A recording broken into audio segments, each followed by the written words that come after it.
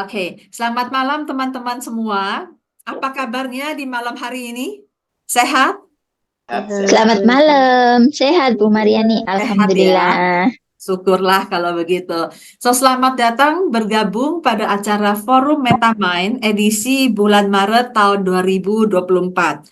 Forum Metamind ini adalah forum yang spesial untuk komunitas, forum untuk belajar dan saling belajar dari narasumber-narasumber yang berpengalaman di bidangnya masing-masing. Dan tentunya ini semua adalah untuk pengembangan diri kita maupun bagaimana kita bisa menjadi fasilitator untuk pengembangan orang lain. Acara ini diadakan secara rutin pada setiap hari Rabu Minggu ketiga. Kecuali kalau ada liburan atau apa, kami akan memberitahunya. Biasanya sih mulai jam 19.30. Namun karena hari ini bulan puasa, maka kami undur 30 menit supaya teman-teman yang ikut sholat tarawih bisa tetap mengikutinya. Jadi hari ini agak larut ya teman-teman ya. Salam untuk teman-teman yang ada di Indonesia Timur, bahkan ada yang sudah jam 10 malam, luar biasa semangatnya, luar biasa semangatnya dan tetap semangat walaupun berapapun jamnya. Nah, teman-teman sedikit perkenalan tentang MetaMind bagi yang pertama kali bergabung. Ada nggak yang pertama kali bergabung ya di sini ya? Yang pertama kali Saya bergabung,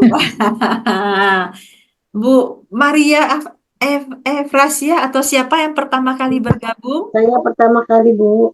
Pertama kali ya, oke, Betul. baik. So, selamat datang dan selamat berkenalan dengan forum dengan MetaMind. MetaMind ini adalah lembaga training sekaligus memberikan coaching, sekaligus juga adalah konsultan, sekaligus juga memberikan mindset assessment, dan semuanya adalah berdasarkan pengembangan mindset. Jadi, kami semua berfokus pada mindset yang kita tahu bahwa kalau di perusahaan kan banyak berfokus pada behavior ya, pada kinerja, perilaku. Padahal perilaku itu yang ngedrive kan mindsetnya. Sehingga kami fokus pada bagaimana pengembangan mindset yang kami sebut sebagai pengembangan inside out. Inside out artinya bahwa kita mengembangkan dari mindsetnya dulu nih, dari insight-nya sehingga bisa maksimal secara performance. Nah, saya kira itu saja perkenalan dengan MetaMind. Nanti kami akan secara rutin memberikan acara ini pada setiap bulan dan hari ini kita mendapatkan tamu yang luar biasa, narasumber yang luar biasa, di mana kita akan membahas tentang branding. Teman-teman, ada yang sudah pernah ikut bulan Januari? Ayo, ada yang ikut yang bulan Januari? Belum. Belum ya? Belum. Nah, kalau di bulan Belum. Januari kami membahas juga tentang branding, di mana itu adalah tentang personal branding. Nah, di bulan Februari kami membahas tentang authentic leadership. Jadi bagaimana seorang leader perlu autentik. Itu dibawakan, kalau yang hari bulan Januari dibawakan oleh Ibu Rita Fuad dan Februari dibawakan oleh Pak Hasan. Dan hari ini kita akan belajar dari Ibu Linda Wirawan. Beliau seorang semuanya deh, seorang konsultan, seorang trainer, seorang coach gitu ya. Nanti Bapak Ibu bisa berkenalan dengan beliau. CV-nya panjang dan tadi saya lihat ada di slide-nya. Jadi nanti teman-teman bisa melihat di slide-nya. Namun yang jelas orangnya asik. Ini bestiku kalau lagi jalan-jalan nih. Kami kuliner, kami jualan sate bareng, Bu Linda, waktu kita di Jogja. Dan beliau banyak pengalamannya terkait dengan branding ini. Nah, hari ini beliau akan membawakan tentang business branding dan business branding yang juga banyak dikaitkan dengan neurosemantics dan NLP. Jadi itu saja saya kira perkenalan saya pengantar untuk masuk pada sesi hari ini. Dan sebelum kita mulai, saya ingin memberitahu bahwa teman-teman diharapkan untuk mute, tapi videonya on. Boleh ya teman-teman ya, tak kenal maka tak sayang gitu loh. Jadi kalau ngajar nih ya, lihat hanya gambar-gambar saja gitu ya, bingung. Kita bingung nih, ini pemirsa pendengarnya ini lagi bengong, karena nggak lihat apa-apa kan Bu Linda, gitu ya. Pemirsanya Nanti kalau video lagi on kaget, Bu. lagi nggak ngerti, lagi ngantuk atau apa. Jadi kalau boleh tak kenal maka tak sayang. Jadi kalau boleh tampilkan wajahmu. Saya suka bilang ini wajahku, mana wajahmu. Nah, seperti Pak Lagawa tuh gitu loh. Salam kangen Pak Lagawa. Udah lama tidak melihat Pak Lagawa. Iya. Apa kabar Pak Lagawa? Baik, Umar. Udah Baik lama banget ya. nggak ketemu ya. Iya, sudah berapa tahun tuh kita. Iya. Baik, dan juga teman-temannya lain, boleh ya tampilkan wajahnya ya, biar kita bisa melihat siapa saja. Maksudnya wajah liftnya gitu Nggak loh mau. Pak Bas gitu. Nah, oke, terima kasih buat teman-teman yang telah menampilkan wajahnya. Buat yang sedang nyetir, video on nggak apa-apa deh ya. Aku malah khawatir kalau video on ngeliatin video terus akunya yang deg-degan gitu loh Bu Linda. Dan juga sesi ini akan berjalan 1,5 jam, jadi dari sekarang sampai jam 21.30, di mana setelah saya memberikan pengantar ini, Bu Linda akan memaparkan hal-hal yang terkait dengan branding, di mana nanti pada pertengahan akan ada jeda sehingga teman-teman bisa mengajukan pertanyaan pada saat-saat jeda itu.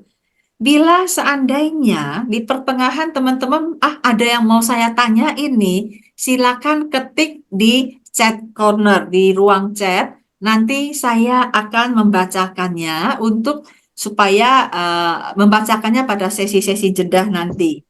Ya, jadi itu aturan mainnya untuk sesi ini. Dan bagi yang mau bertanya pun kadang-kadang ngantri. Nah, kalau saat ngantri, maka saya akan membaca nih yang angkat tangan nih berurutan. Jadi pakai reaction angkat tangan supaya saya tahu urutan satu, urutan duanya. Begitu. Dan juga perihal waktu, kadang-kadang molor, mudah-mudahan tidak di pertemuan yang sebelumnya, yang pertemuan branding yang bulan Januari, kita sampai jam setengah 10, 2 jam, Bu Linda. Waktu itu sampai 2 jam, Bu Rita lupa kalau materinya dia kira 2 jam, tapi memang banyak yang tanya jawab juga, dan juga di sesi lalu juga agak lewat-lewat dikit. Mudah-mudahan kali ini lewat-lewat dikit boleh deh. Bu Linda ada asal siap aja begitu ya Bu ya. So, acara kita nanti akan diakhiri dengan foto bersama dan juga nanti ada beberapa pengumuman berikutnya. Saya pikir itu saja teman-teman semua. Dan ada apa hingga semua pada kaget? Wah, kaget apa ya Bu Mimi? Wah, ini ada yang di chat nih. Ada apa ya? Ada yang kaget ya? Coba aku baca. Ada apa dengan kaget ya Bu Rinda ya? Kayaknya udah seru nih di chat room nih. Udah ada 7. Wah, oke, baiklah. Baiklah, oke. Baik. Nah, rupanya Pak Bas ada di dalam sehingga memberikan berita kagetnya. Oke, baik teman-teman, saya kira itu saja yang mau saya sampaikan. Dan saat ini, Bapak Ibu sudah siap untuk mendengarkan Bu Linda? Sudah siap kah? Are you ready? Ayo dong, wajahnya Ya. mana dong, gitu. Oke. Kalau begitu, mari kita dengarkan langsung dari Ibu Linda S. Wirawan. Dan seperti yang saya sampaikan, beliau expertnya di bidang ini. Kita berikan applause yuk buat Bu Linda yuk. Yeay, tepuk tangan dulu yuk buat Bu Linda. Dan silakan Bu Linda. Time is yours. Silakan. Monggo. Selamat malam teman-teman. Apa kabar? Baik. Alhamdulillah baik. Baik, Kakak. Sehat. Thank you teman-teman sudah hadir pada malam hari ini. Bagi yang berpuasa, selamat berbuka puasa. Udah dong ya tadi ya. Jadi sekarang sudah siap kita berdiskusi aja ya teman-temannya. Jadi kita akan lebih banyak ngobrol sih sebenarnya. Jadi jangan satu arah, teman-teman. Kalau ada yang mau nanya, kalau ada yang mau memberikan komentar, silakan banget. Jadi sebenarnya forumnya hari ini tuh lebih banyak forum berdiskusi sih. Oke? Oke ya. Siap. Mm-mm. Saya mau share screen aja biar lebih tertib pembahasannya gitu ya. Oke. Apakah screen saya sudah kelihatan? Sudah. Sudah, Oke. Bu Sudah, Linda. Bu Linda. Ya, Sudah full siap. screen ya? Oke. Jadi seperti yang tadi disampaikan oleh Bu Mar, topik kita itu adalah your brand is your. Nah, hari ini kita akan ngomongin mengenai bisnis brand gitu ya. Terus hubungannya sama saya apa gitu kan? Pasti teman-teman gitu dong. Nah, teman-teman kan pasti pernah lihat orang berseragam ini, ya kan? Ini dia pakai seragam di mana dia bekerja, tapi dia minum something gitu ya. Jadi kan kelakuannya nggak proper. Nah, menurut teman-teman apa sih yang teman-teman pikirkan pada saat melihat ada orang yang pakai seragam yang mempresent brandnya, lalu dia melakukan sesuatu yang proper gitu ya. Tentu teman-teman mikir gini, kerja di mana sih tuh orang, ya kan? Jangan-jangan brandnya juga mewakili apa yang dia lakukan, gitu kan? Terus sebenarnya pada waktu dia memakai seragam gitu ya, dia bertanggung jawab nggak sih terhadap brand yang diwakilinya? Ya, kan kalau kita lihat di banyak company kan juga orang-orang yang kerja di sana tuh pakai seragamnya dari rumah gitu ya. Jadi sepanjang perjalanan itu emang udah pakai seragam aja gitu kan, ribet ya kalau ganti-ganti. Nah, jadi pada waktu dia pakai seragam dengan brand yang ada di dirinya, itu sebenarnya kan dia mewakili tempat dia bekerja dong ya. Nah, itu sih sebenarnya. Jadi kita sebagai orang yang ngelihat kok gitu sih, kamu dia kerja di mana gitu kan? Pasti kita bertanya seperti itu. Makanya sesuai dengan judulnya Your Brand is Your Identity. Teman-teman yang punya seragam atau mungkin di kantornya yang karyawannya memakai seragam, bear in mind bahwa sebenarnya pada waktu kita memakai atribut apapun yang mewakili satu brand, itu berarti kita juga mewakili brand itu. Ya, ini kalau kita lihat orang tersebut gitu ya, kalau yang si pemakai seragam. Kalau yang kedua, ini ada brand A dan brand B. Ini misalnya mie instan deh. Sebagai pemakai, itu teman-teman kenapa milihnya A dan bukan B? Kan pasti ada sebabnya dong. Oh, saya lebih suka nih soalnya rasanya lebih enak gitu. Atau bumbunya lebih medok. Tapi benar gak sih sebenarnya rasa mie-nya aja? Atau karena memang brand itu sudah melekat sehingga kita tuh punya persepsi bahwa kalau si brand A itu udah pasti lebih cihuy deh dibandingkan sama B. Pernah nggak teman-teman melakukan hal itu secara tidak sadar? Ya kan? Jadi pada waktu saya memilih brand A itu karena produknya lebih baik atau karena ada hal lain yang melekat di dalamnya. Nah, kita mau bahas nih teman-teman. Nanti kita diskusi ya. Oke. Tapi sebelumnya kenalan dulu. Teman-teman, ini ada beberapa sih yang saya kenal. Ibu Jokni. Yang sudah 200 tahun kenal. Serem loh saya. Deg-degan.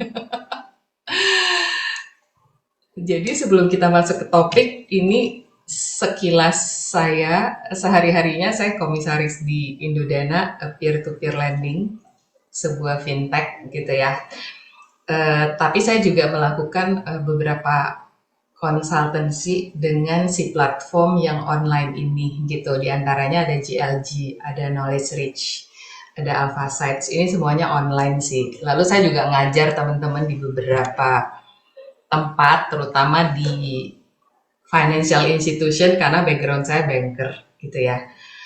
Nah, setelah saya memutuskan untuk pensiun dini, saya belajar beberapa hal yang berhubungan dengan training dan konsultansi, di antaranya dengan Bu Mar. Jadi Bu Mar ini adalah guru saya. Jadi deg-degan sih. Nah, teman-teman itu sekilas mengenai saya. Senang banget bisa ketemu dengan teman-teman semua di sini. Thank you banget sekali lagi udah hadir pada malam hari ini. Nah, teman-teman, ada beberapa subtopik mengenai si branding ini yang kita mau bahas pada malam hari ini. Yang pertama adalah top brands. Kenapa dimulai dari top brands? Tentunya kita ingin tahu sebenarnya brand-brand terkenal itu rahasianya apa sih? Sehingga mereka bisa terkenal. Lalu masuklah si faktor penentu tadi. Yang membuat mereka terkenal itu apa? Kenapa kita sebagai konsumen memilih mereka dan bukan brand lain? Nanti kita akan lihat. Lalu si brand-brand yang ada di pasaran ini mereka punya identitas dong. Misalnya logonya, warnanya, bentuknya, dan sebagainya dan sebagainya. Nah, karena kita ngomongin identitas, tentu kita juga ngomongin yang namanya brand guideline. Ini sekilas akan saya share sedikit untuk teman-teman di sini yang mungkin mau bikin brand dalam waktu dekat. Jadi perlu apa aja sih yang disiapkan pada waktu mau bikin si brand ini. Dan yang terakhir, yang paling penting ini adalah NLP dalam brand. Kita pasti akan mengaitkan dengan NLP dengan brand yang kita mau ngomongin ini. Hubungannya apa gitu? Benar gak sih berhubungan? Ya, NLP ini kan katanya ada di setiap kehidupan kita semua gitu ya. Nah, pada waktu kita ngomongin bisnis brand, tentu ini sangat terkait. Nah, keterkaitannya itu seperti apa? Kita akan bahas di sesi terakhir, the most important thing. Biasa dong, kan kalau misalnya superhero kan munculnya belakangan ya.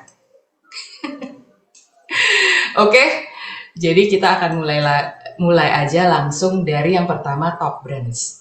Tapi sebelum kita bahas top brands, menurut teman-teman brand itu apa sih? Kalau orang zaman dulu bilangnya merek ya. Bapak ibu kita kan bilangnya merek bukan sih? Mereknya apa? Mereknya Swallow, mereknya Indomilk, gitu kan? Nah, jadi sebenarnya brand atau merek itu apa sih? Apa tuh? Apakah brand itu? Merek itu apa? Kenapa kita inget terus si Indomilk? Kenapa kita inget terus pada waktu kita ngomongin sendal jepit? Kita ingetnya A, gitu kan? Pada waktu kita ngomongin misalnya tadi mie instan, kita ingetnya si brand itu, gitu. Pada waktu kita ngomongin misalnya yang sekarang ya, para pengemudi yang nganterin makanan dan kita kemana-mana itu kita kebanyakan ingetnya brand itu. Ya, jadi brand itu adalah apa? Nah, teman-teman di sini saya kasih contoh ada 6 nih yang terkenal di Indonesia. Kenal dong pastinya si 6 brand yang ada di slide ini.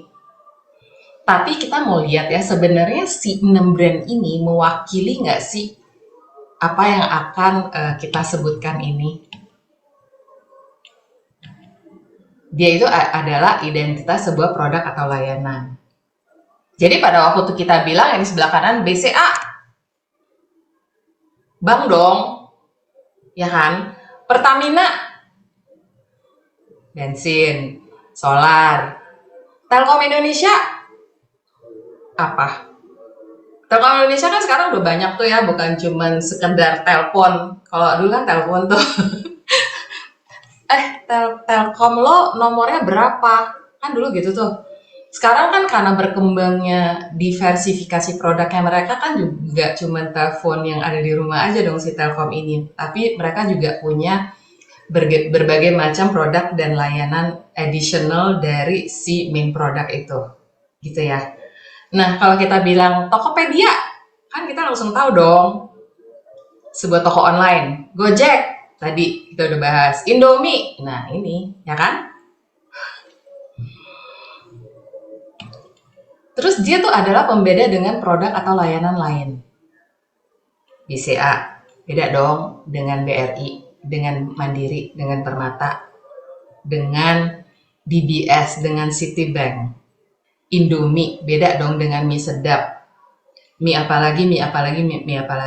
Jadi pada waktu kita ngomongin brand, dia itu bukan cuma identitas, tapi dia bedanya apa sama brand lainnya.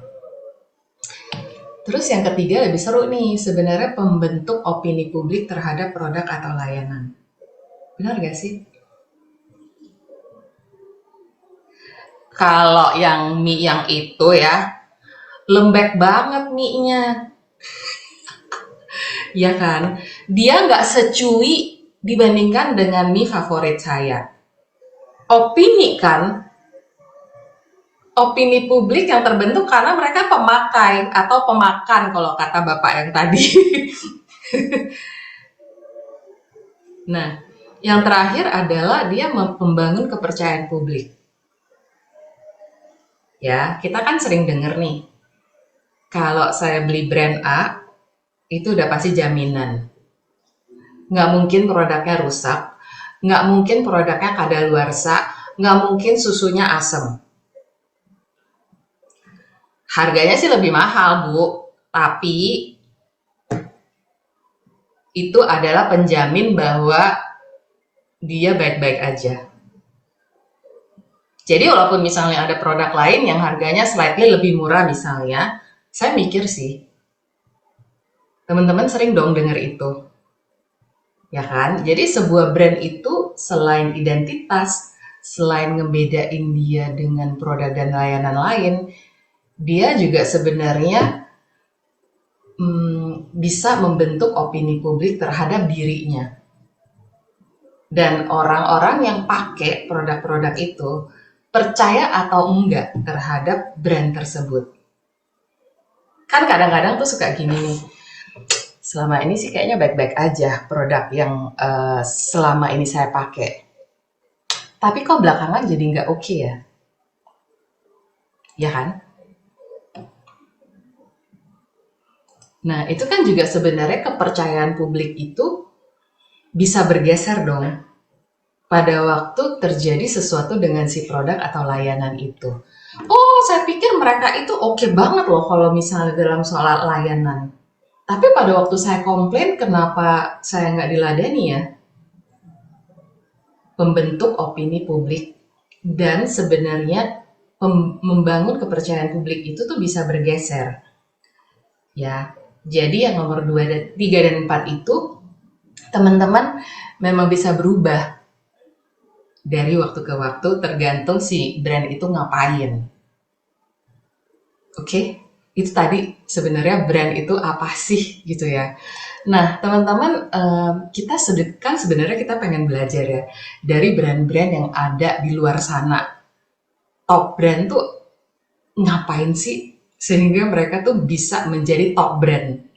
Nah, tapi sebelum kita tahu rahasianya atau tahu kenapa mereka bisa kuat, tentunya kita ingin tahu siapa aja sih si top brand ini. Saya akan memberikan contoh teman-teman beberapa top brand yang ada di dunia. Saya akan bagi menjadi beberapa kelompok. Yang pertama tentu yang dari Amerika. Ada ini, ada ini, ada ini, ada ini, ada ini. Kenal semua dong teman-teman. Ya kan? Yang paling lama yang mana? Teman-teman tahu nggak? Ini sebenarnya relatively banyak yang masih baru sih. Di sini kan ada Apple, ada Tesla. ada Nike yang udah lumayan lama, ada Google dan ada Disney. Ini American brands yang terkenal di dunia, ya kan? Nike, Disney. Paling lama yang mana nih? Disney, ya. Kalau Nike juga sebenarnya lama sih, ya. Lalu kalau mau lebih lama lagi ini sih yang dari Eropa. Ada ini dong, ada ini, ada ini, ada ini, dan ada ini. Ya kan? Kalau yang IKEA kan, walaupun dia baru masuk ke Indonesia beberapa tahun belakangan ini, tapi kan memang di negara sana gitu ya, dia sudah sangat terkenal gitu untuk produk yang mereka miliki atau produk yang mereka keluarkan gitu. Nah, tentu si brand-brand Eropa ini pada waktu kita ngomongin dua mobil, Mercedes sama BMW, punya identity yang berbeda, punya value yang berbeda, punya pembeda yang sangat spesifik untuk kedua brand mobil, walaupun sama-sama mobil gitu ya. Tapi itu kan sebenarnya sangat berbeda, baik segmen marketnya maupun penggunaannya katanya gitu. Ya, jadi itu adalah brand dari Eropa yang terkenal. Lalu kita bergeser ke sebelah kanan yang sekarang terkenal banget yang dari Asia. Ada ini, ada ini, ada ini, ada ini. Ya kan? Ini di pasar kan kita lihat betapa mereka menguasai pasar kan sekarang ini, si Asian brands ini. Bener kan?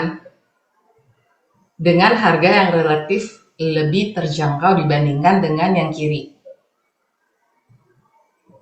Apapun produknya. Bener gak sih? Kalau kita compare. Ini adalah brand-brand yang memang terkenal pada saat ini. Lalu last but not least, dari tanah air tercinta ada si Ijo. Dua-duanya Ijo loh yang muncul ini. Lalu ada Telkom Indonesia, ada Pertamina yang tadi ya, lalu ada Indomie. Ya, jadi teman-teman, ini adalah brand-brand yang memang terkenal di seluruh dunia dan mereka bertahan dari waktu ke waktu. Kalau teman-teman dari semua ini yang paling favorit yang mana? Ya kan? Kan kalau ibu-ibu kan pasti kenal dong Tokopedia. Sama kalau lagi, apalagi sekarang ya lagi bulan puasa, si Indomie atau makanan mie instan ini kan pasti banyak dipakai gitu ya buat buka puasa dan sebagainya. Nah teman-teman, ini adalah kita ngomongin brand tadi. Lalu kita ngomongin juga mengenai top brands yang ada di Amerika, yang ada di Eropa, yang terkenal banget di Asia, dan yang ada di Indonesia sendiri. Itu tadi adalah subtopik nomor 1. Dari teman-teman ada yang mau bertanya dulu? Atau di chat box-nya ada pertanyaan kah? Di chat box-nya belum ada pertanyaan kecuali menjawab yang tadi Nike, brand yang paling lama. Oke. Kalau di atas lagi pada ngobrol tuh teman-teman. Kalau conversation di atas ya, masih ngomongin brand paling bawah. Iya, dan ini ada Pak Roy Darmawan sudah mengangkat tangan Pak Bu Linda. Sepertinya mau bertanya ya Pak Roy. Izin bertanya. Ya, silakan Pak Roy. Halo Pak Roy. Salam hormat, salam kenal Bu. Pada saat ini brand-brand yang berasal dari Amerika banyak diserang Ya, dengan isu membiayai Israel. Ini penting sekali bagaimana bisa membuat asosiasi brand ini kemudian terbebas dari isu yang dikreat oleh kompetitor lewat isu. Kira-kira bagaimana strateginya? Makasih Bu. Izin. ya, thank you Pak. Saya sempat ngobrol dengan si asosiasi brand di Indonesia ini beberapa bulan yang lalu sebelum puasa gini. Ini kayak agak di luar ya, tapi nggak apa-apa ya. Saya mau share aja sedikit. Sebenarnya isu itu kan di sana gitu ya Pak. Dan sebenarnya kita juga tahu apa yang terjadi di sana gitu. Nah, tapi pemboikotan ini sebenarnya akibatnya juga terhadap tenaga kerja Indonesia. Saya nggak bilang siapa yang betul atau siapa yang salah di sana.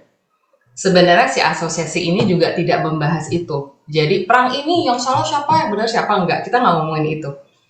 Tapi sebenarnya yang diomongin itu adalah efek pada waktu di boykot di Indonesia.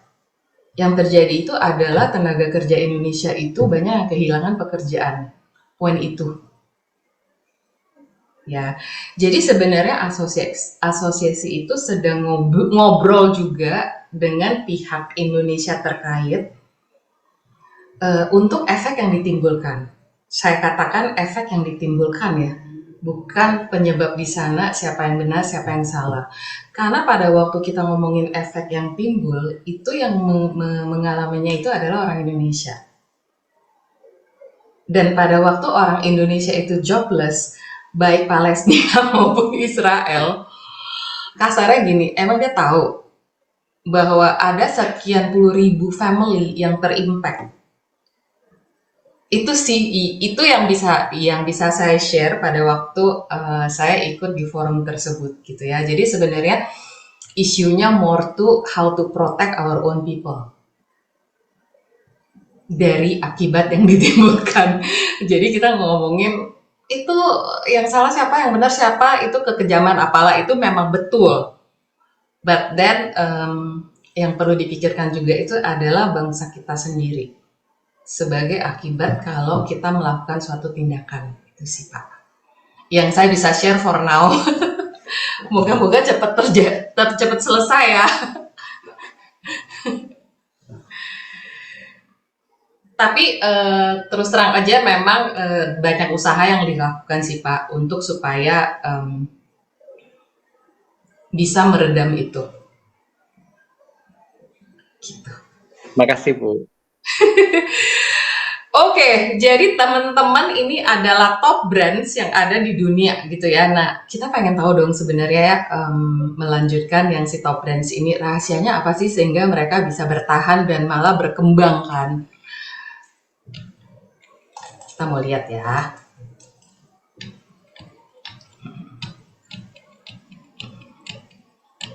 Ya, faktor penentunya apa? Ya, kita mau lihat sebenarnya pada waktu kita bilang bahwa sebuah brand itu very strong, dipilih oleh kebanyakan konsumen. Kenapa? Karena produknya. Ini saya mau kasih contoh bank ya. Saya dulu kerja di bank teman-teman. Produk bank di seluruh Indonesia itu tuh cuma ada, kalau untuk funding produknya cuma 3. Tabungan, deposito, giro. Dan seluruh bank di Indonesia produknya itu.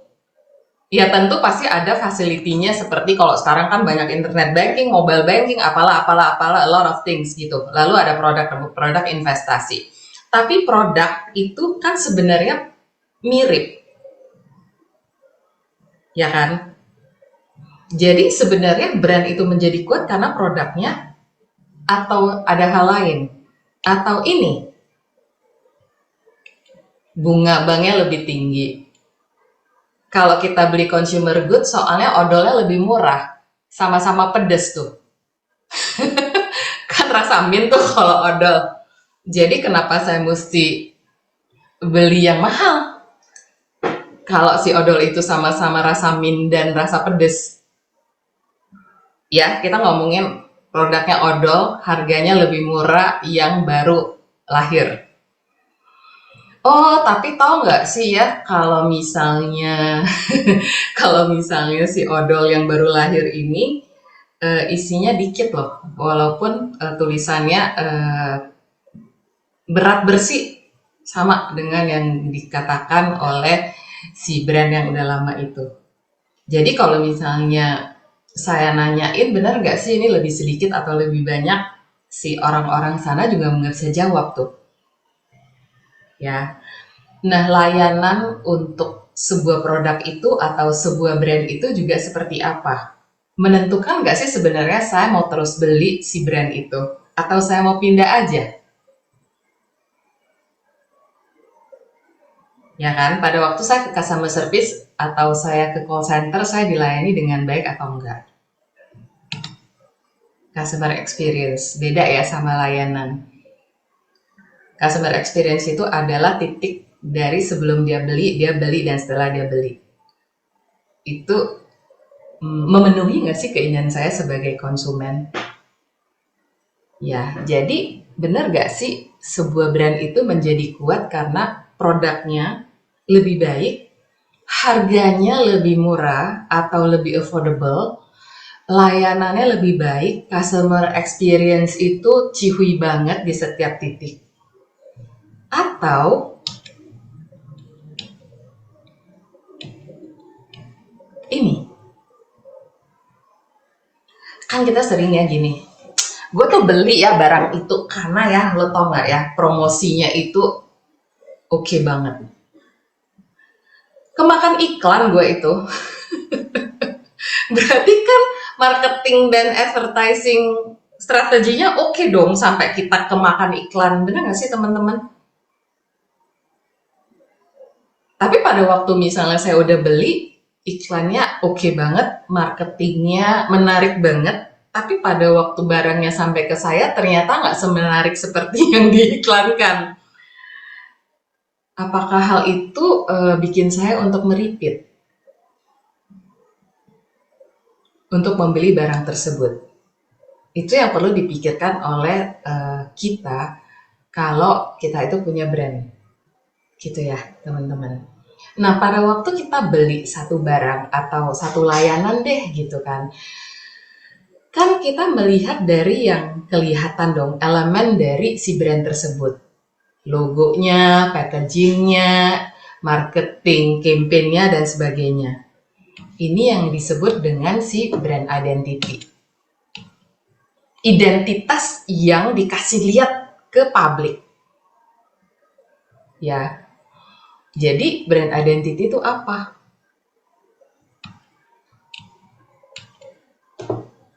Jadi si company itu menciptakan elemen yang dia mau kasih lihat kepada si konsumennya. Ya, lalu pada waktu dia bikin identity ini juga termasuk yang tadi. Dia ingin membentuk persepsi publik itu tuh seperti apa. Kalau di market kan kita lihat, kita tahu yang ada yang namanya market segmentasi. Segmentasi pasar. Jadi pada waktu kita ngobrol atau kita kasih tunjuk satu produk atau layanan kepada publik, tentu kita sudah menentukan kita akan jualannya ke siapa. Approach itu tentu berbeda untuk setiap segmen. Ini juga sama, pembeda dengan produk atau layanan lain. Teman-teman pasti tahu kalau di airlines itu kan ada first class, ada business class, ada economy class. Ya kan? Walaupun produk atau layanan itu keluar dari satu brand yang sama, tapi dia membentuk pembedaan-pembedaan itu. Jadi identitas itu memang diciptakan oleh yang punya brand. Ya. Lalu pada waktu brand identity itu dikasih ke publik, itu adalah alat menyampaikan values perusahaan. Kan kita sering tuh denger ya, kayak CSR, kita giving back to communities, gitu-gitu kan. Brand apa yang paling sering misalnya ngasih sumbangan pada waktu lebaran? Misalnya, Bluebird mensponsori, gitu kan, mensponsori acara Pulkam. Dan menyebarkan berapa puluh ribu armadanya untuk mendukung, gitu-gitu kan.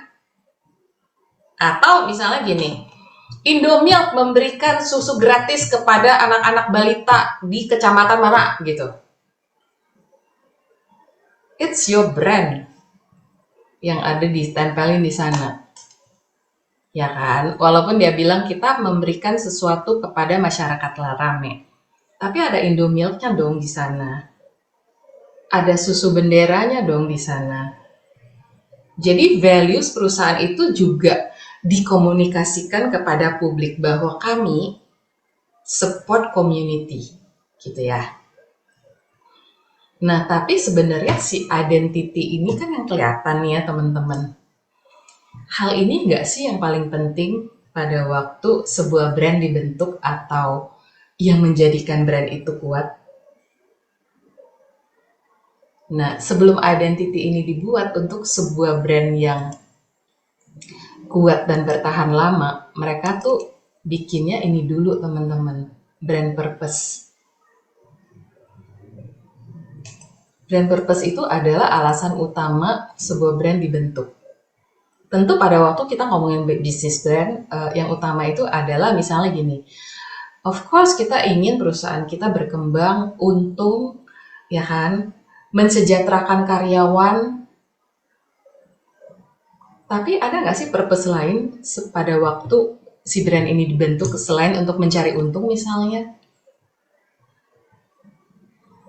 Jadi purpose itu adalah prinsip dan nilai utama yang menjadi fondasi serta acuan dalam sebuah brand. Kita tuh mau aja sih misalnya cari untung, tapi kita mementingkan yang namanya integrity. Jadi sebenarnya prinsipnya itu, walaupun pengen banget lah ya cari untung, tapi kalau misalnya itu melanggar prinsip utama ya kita nggak mau lakuin. Jadi purpose itulah yang dihargai, dijalankan, dan dijunjung tinggi, dan merupakan jiwa dari sebuah brand. Jadi sebelum bikin identity gitu ya, yang nanti akan kita lihat apa aja sih si identity itu, yang perlu dipikirkan atau yang perlu ada dulu adalah purpose-nya apa si brand ini. Gitu. Nah, setelah ada purpose, barulah sebenarnya dibuatlah visi. Kan kita sering tuh, visi perusahaan adalah, misi perusahaan adalah gitu kan.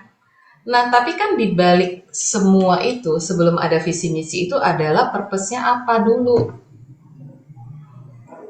Ya, visi tentu kita semuanya udah tahu adalah tujuan dan arah utama brand pada masa kini dan masa yang akan datang gitu ya. Setelah ada visi, tentu ada misi. Misi itu adalah steps untuk menjalankan step yang perlu dijalankan sehingga bisa mencapai visi itu gitu. Ya kan teman-teman. Jadi purpose itu dulu yang perlu dilahirkan atau perlu ada sebelum kita bikin yang namanya brand identity yang terlihat tadi. Kan tadi kita udah lihat tuh logo Pertamina, logo Gojek, logo Tokopedia gitu kan, sama brand-brand luar lainnya yang kelihatan oleh kita sebagai konsumen, yang kelihatan oleh kita sebagai publik.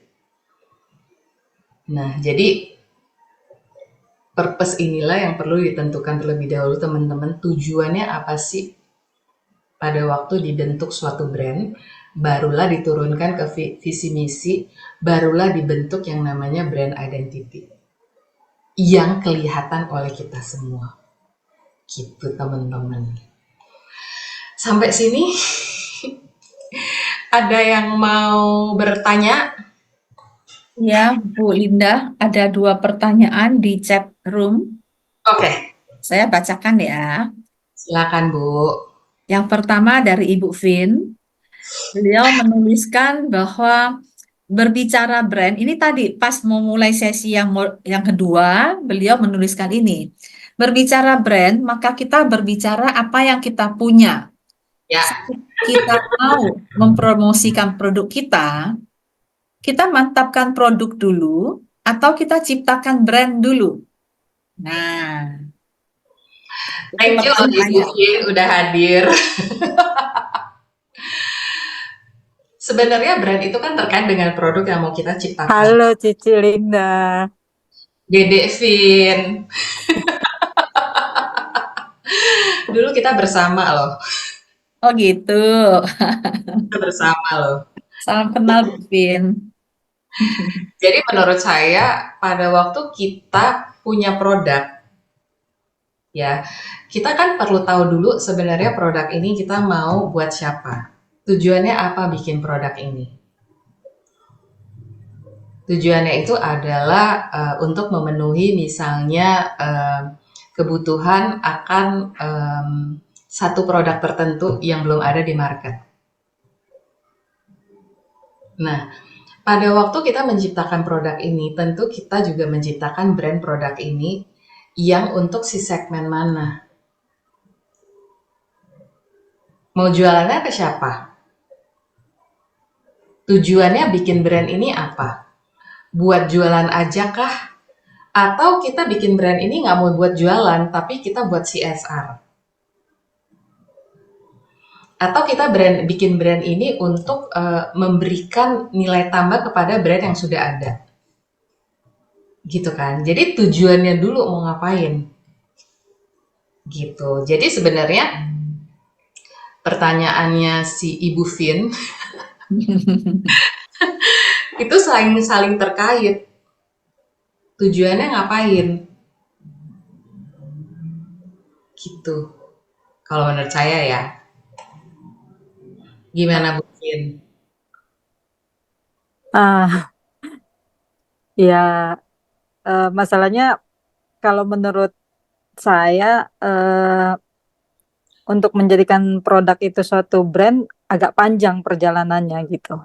Ya, betul. Makanya yang kita kuatkan produknya dulu kah atau brandnya dulu gitu. Karena kan itu ada yang namanya brand identity tadi, terus kemudian nanti ada brand image, terus nanti ada brand awareness gitu. Jadi memang agak panjang ya, Ya, Bu Linda.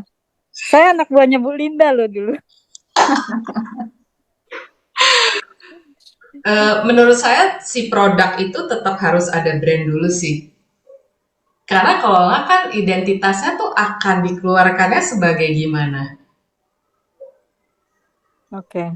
Walaupun panjang, tapi pada waktu udah jadi kan sebenarnya take off-nya akan lebih mudah apabila kita punya identitas. Betul. Daripada misalnya gini, pengen ngeluarin tabungan anak-anak deh gitu. Ya udah namanya apa? Tabungan anak-anak. Purpose-nya apa bikin tabungan anak-anak? Supaya anak-anak menabung. Itu aja. Lalu tabungan anak-anak ini untuk siapa segmen marketnya? Gitu-gitu kan, kalau dulu kita kan gitu. Tapi sebenarnya si brand itu menjadi penting karena sebenarnya untuk sharpening apa yang mau kita keluarin atau apa yang mau kita tawarkan kepada market. Gitu. Ya.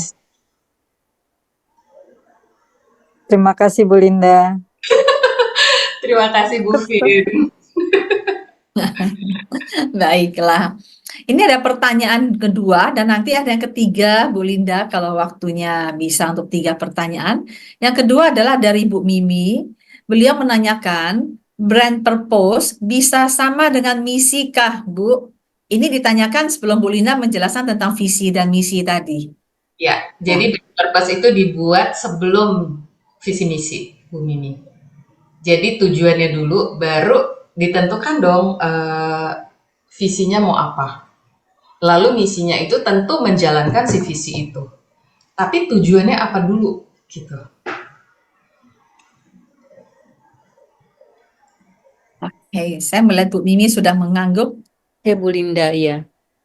Cuman ini aja tadinya terbayangnya yang misi secara umum ya di perusahaan itu kayak purpose gitu loh, values gitu kan.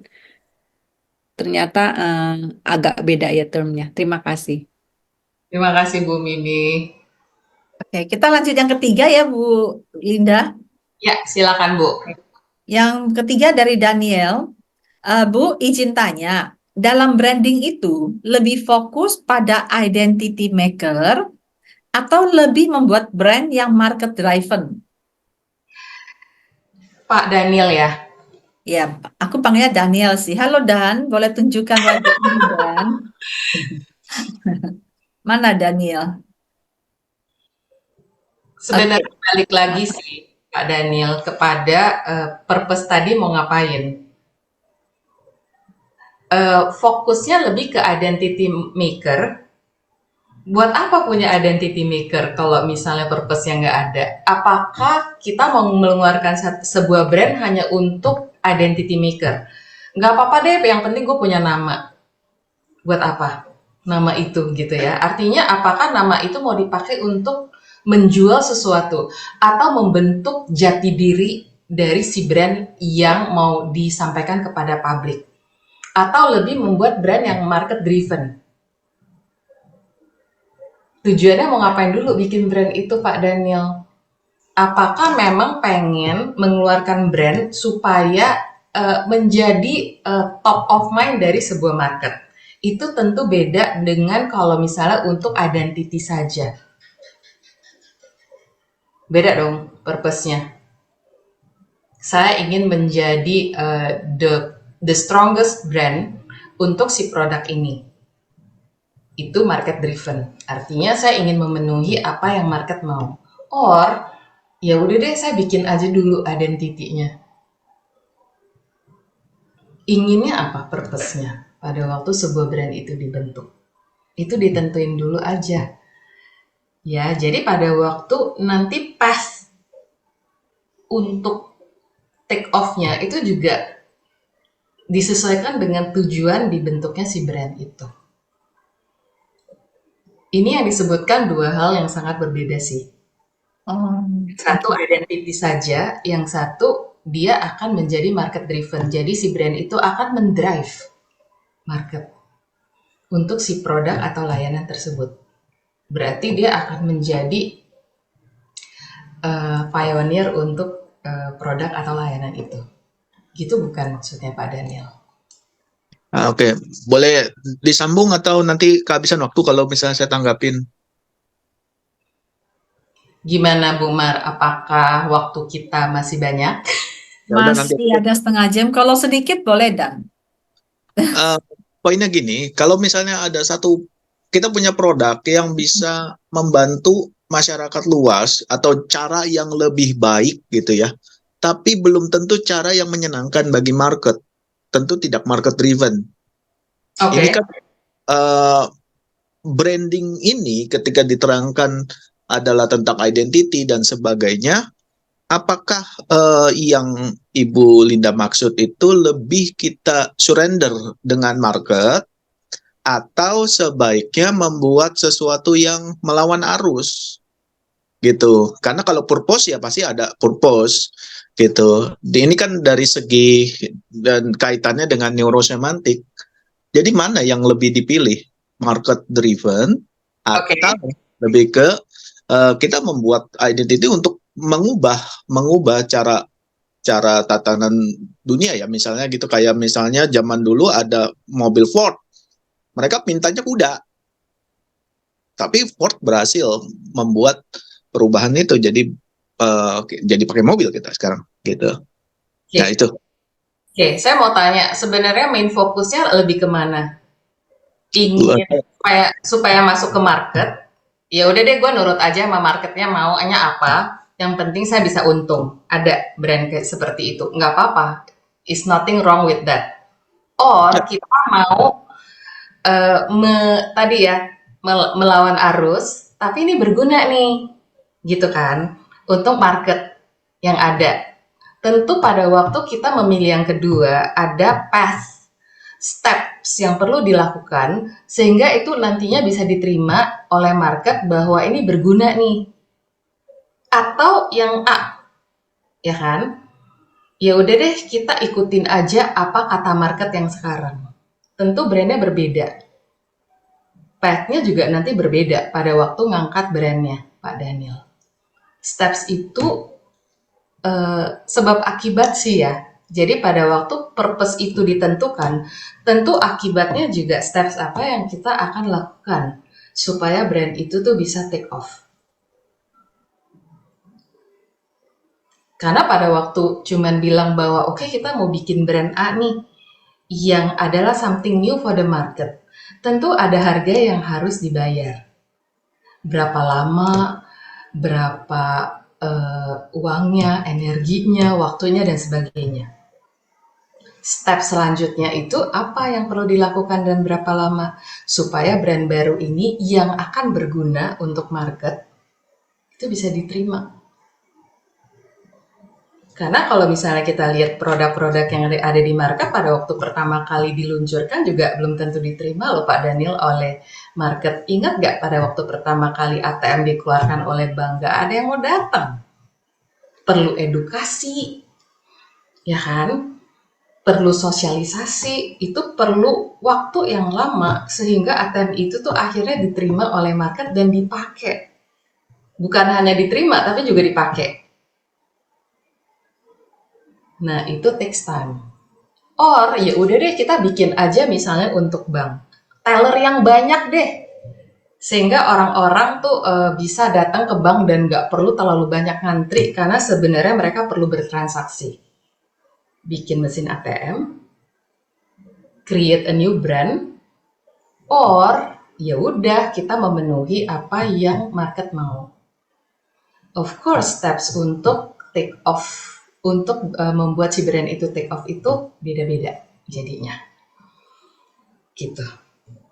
Dan saya percaya pada waktu kita ngomongin Ford sama, ya dong, untuk supaya orang percaya dan mau pakai Ford pada waktu pertama kali di launch, itu juga pasti took a lot of time. Gitu kan. Ya. Kita terus dulu mungkin. Ya, baik, Bu Linda, dan semoga itu menjawab dan jadi itu pilihan ya Bu Linda ya, mau yang mana Nah, itu pilihan. Jadi kalau purpose-nya beda, tentu membuat brand itu jadi beda gitu ya. Dan steps-nya itu adalah sebagai akibat pada waktu kita menentukan purpose tadi. Oke, baik. Oke, Lanjut dulu yuk. lanjut dulu yuk. Lanjut Jadi dulu yuk. sebenarnya brand purpose inilah yang diterjemahkan pada identity yang kelihatan di market. Gitu teman-teman. Nah, pada waktu kita ngomongin identity, ini kita udah masuk nih ke identity gitu ya. Ini apa aja sih? Sedikit aja ya, ini sebenarnya panjang kali lebar sih si identity ini. Tapi untuk mainnya yang perlu diperhatikan tentu ada beberapa hal yang menjadi hal utama. Kan kita sudah pernah tahu dong semuanya ini, si logo terkenal ini adalah sebuah simbol logo gitu ya. Tapi si Nike ini kan juga pakai ini. Kita lihat dong di toko sepatu, di online shop, kadang-kadang tuh nggak ada tulisan Nike-nya, tapi hanya ada icon cek ini, ya kan? Nah ini juga banyak dipakai oleh si brand-brand yang terkenal. Lalu biasanya ada tagline untuk sebuah brand, Just Do It. Just Do It ini ada historicalnya, kalau teman-teman browsing, ini menarik banget. Ini diciptakan oleh sebuah advertising agency yang terkenal, tapi asal-usulnya kenapa mereka pakai Just Do It, itu ada historicalnya.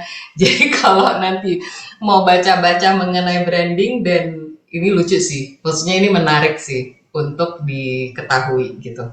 Nah, tapi Nike ini punya logo yang mereka pakai, ada tulisannya Nike, lalu ada checkpointnya, lalu icon aplikasi yang sering mereka pakai sendiri itu juga ada, lalu tagline-nya itu adalah Just Do It ini. Nah, ini kan contoh Nike yang udah mendunia ya, yang udah terkenal teman-teman. Saya mau kasih contoh lagi yang ini. Si logo hijau ini. Logonya kan gini nih si Tokopedia.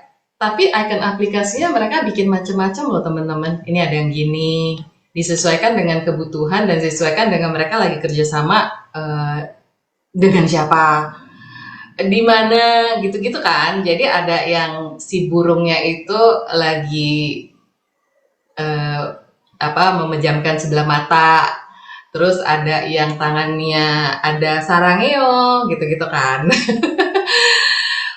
Ini yang dilakukan oleh si Tokopedia. Jadi si icon aplikasi ini sebenarnya bisa berubah atau bisa disesuaikan dengan perlunya apa sih gitu. Ya. Lalu tagline-nya tahu nggak sih teman-teman si Tokopedia? Dia bilangnya selalu ada, selalu bisa. Ya, jadi karena dia e-commerce, online shop, dia bilang barang kita tuh selalu ada. Ya kan? Selalu bisa aja kalau misalnya lu mau beli sama gue. gitu teman-teman. Jadi pada waktu kita udah tahu ya kita mau ngapain sih dengan brand kita gitu. Kita mau punya purpose apa sih di brand kita ini. Tentu perlu ada identitas ini yang kita kasih lihat ke publik. Ini ya logo gue ya, gitu kan. Ini ya identitas saya ya. Jadi dengan identitas ini orang-orang jadi tahu dong sebenarnya si logo ini mewakili apa, jualan apa, pembeda dengan kompetitornya tuh seperti apa. Ini yang kita kasih lihat ke publik. Ini saya. This is my brand. This is my identity. Logonya seperti ini, icon aplikasinya seperti ini, tagline-nya yang terbaca adalah ini. Kenapa tagline-nya selalu ada, selalu bisa? Tentu ini berkaitan dengan purpose yang tadi kita ngomongin. Purpose-nya itu adalah dia ingin kasih tahu kepada publik bahwa barang yang kalian mau itu selalu ada. Barang-barang ini selalu bisa saya deliver ke tempat Anda. Kan purpose-nya gitu tuh. That's why tagline-nya itu juga mengikuti si purpose tadi pada waktu dia bikin brand ini. Gitu teman-teman. Jadi brand identities biasanya berupa logo, icon aplikasi, dan tagline. Nah, tentu kita sering lihat kan si Tokopedia atau si brand-brand yang terkenal itu mau di mana-mana juga bentuknya sama ya. Atau ada benang merahnya deh, walaupun si burung ini ada yang matanya satu gitu kan, ada yang tangannya gini, terus ada yang pakai apa sih namanya nih, yang buat di atas rumah gitu kan. Tapi kan pasti selalu ada benang merahnya. Jadi pada waktu misalnya kita melihat contoh ya yang tadi, icon aplikasinya si Nike ini yang berupa cek, kita pasti tahu dong itu Nike. Gimana dong caranya? Ya, mereka itu bisa konsisten dan dikenal oleh publik karena punya yang namanya guideline. Guideline ini banyak sekali detail-detailnya, tapi yang paling penting itu adalah warna. Pada waktu kita menentukan logo, warnanya pengen apa sih? Kalau dari kalau dari ilmu perbrandingan itu katanya sih maksimal 4 warna aja paling banyak. Walaupun kalau saat ini sih banyak banget ya kalau kita lihat ya logo-logo yang warnanya lebih banyak dari 4 gitu kan. Nah, biasanya sih ada primary colors dan ada secondary colors. Tentu pada waktu kita milih warna, kita perlu mengetahui kenapa sih biru gitu ya. Logonya Metamind kenapa tuh Bu biru? Biru hijau, ada hijau-hijaunya gitu kan. Iya, kalau Metamind itu 7 warna melambangkan 7 matriks sebenarnya. Oke. Karena waktu dimulai tahun 2022, matriks itu hanya 7. Jadi 7 warna, 7 matriks, dan itu ditentukan dari pusat dulu. Oke. Dan secara nggak sengaja yang paling dominasi memang biru. Kelihatannya seperti itu ya Bu ya? Ya, jadi kan yang kelihatan tuh sebenarnya kalau orang awam seperti saya pada waktu pertama kali lihat logo Metamind tuh oh biru, berarti dia konservatif ya. Oh cocok lah ya dengan dunia. Misalnya ini kan sebenarnya it's a training institution yang memang edukasi gitu. Jadi kan perlu sesuatu yang memang konservatif, prudent gitu kan, bisa dipercaya, adem gitu kan. Diharapkan demikian.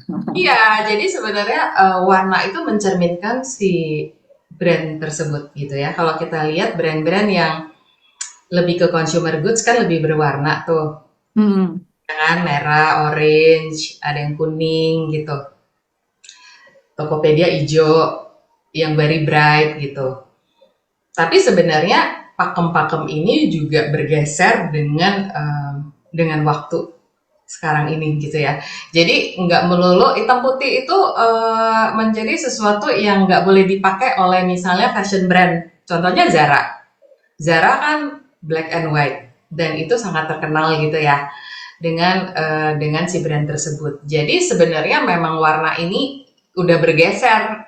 Sekarang udah lebih banyak dipakai warna-warna yang nabrak kalau kita bilang. Yang kalau kita bandingkan dengan si bisnisnya ini udah nggak apa-apa juga gitu. Apalagi kalau Gumar kan sebenarnya ada kuasa dari headquarter yang memang menentukan juga si warna tersebut gitu ya. Ya, sebenarnya bukan kuasa sih, tapi waktu itu saya mengambil warna matrix, Oke. yang matrix yang kita pelajari itu. Dan matrix itu waktu itu ada ditentukan warnanya sehingga bagus juga ya dijadikan logo. Kalau Metamain kalau dilihat itu kan 7 warna, tapi di dalam itu keluar bintang. Jadi Oke. seakan-akan unleashing the power of your genius. Genius itu star-nya begitu. Jadi dari Seven Matrix itu kemudian unleashing the power of your genius. Itu sih kira-kira filosofi dari sebuah logo Metamind, dan 7 warnanya ambil 7 warna matrix sekalian gitu loh. Jadi sebenarnya 7 warna dari sini kecuali ungu ya. 1, 2, 3, 4, 5, 6. Ada putihnya juga 7. Nah, ini kan sebenarnya juga udah mewakili ya bahwa Bumar itu memilih si logo Metamain itu ada cerita di baliknya. Kenapa? Gitu dong. Ya kan? Itu ada bintangnya, ada tujuannya pengen apa gitu kan. Nah, itu sebenarnya kan pada waktu tujuan itu sudah ada, itu kan dicerminkan dari logo yang dibentuk itu. Jelas seperti ini. Karena kita punya purpose-nya ini, gitu kan. Nah, Iya. itu sebenarnya teman-teman. Jadi, kalau misalnya tadi menjawab pertanyaan Bu Vin, sebenarnya kita pengen bikin logo dulu nggak sih? Bikin logonya tuh buat apa dulu?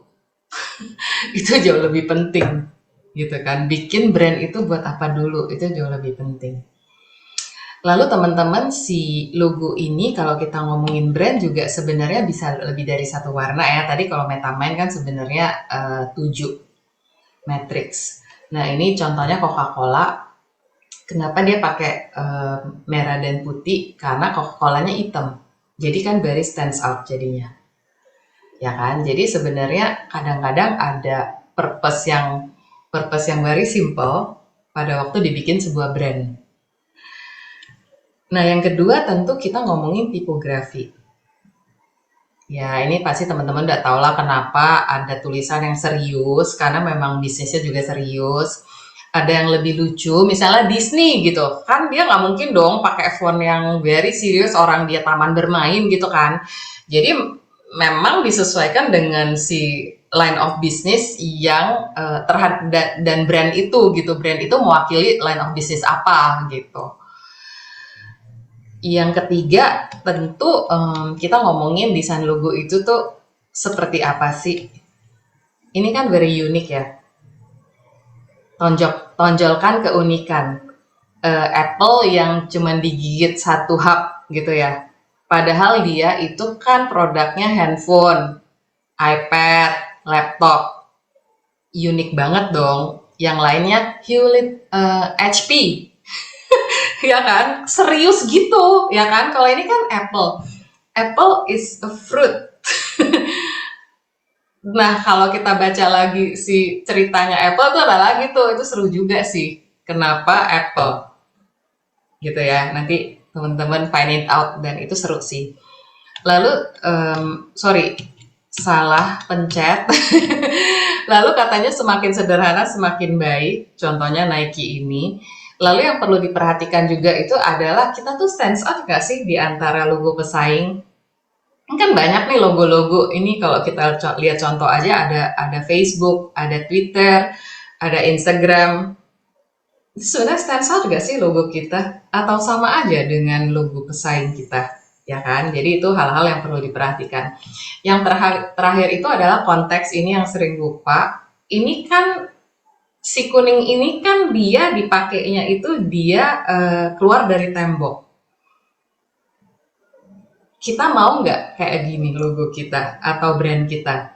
Misalnya di supermarket, kan banyak sekali brand-brand. Gimana ceritanya kita mau stands out?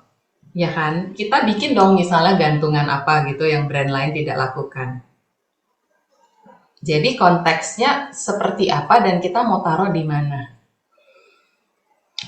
Yang perlu diperhatikan juga itu adalah pada waktu kita bikin brand, kita mau mengkomunikasikannya tuh pakai apa? Pakai gambar barang mati aja, atau ada manusianya dikombinasikan dengan misalnya barang mati. Atau kita mau pakai kartun. Kalau Disney kan is Disney.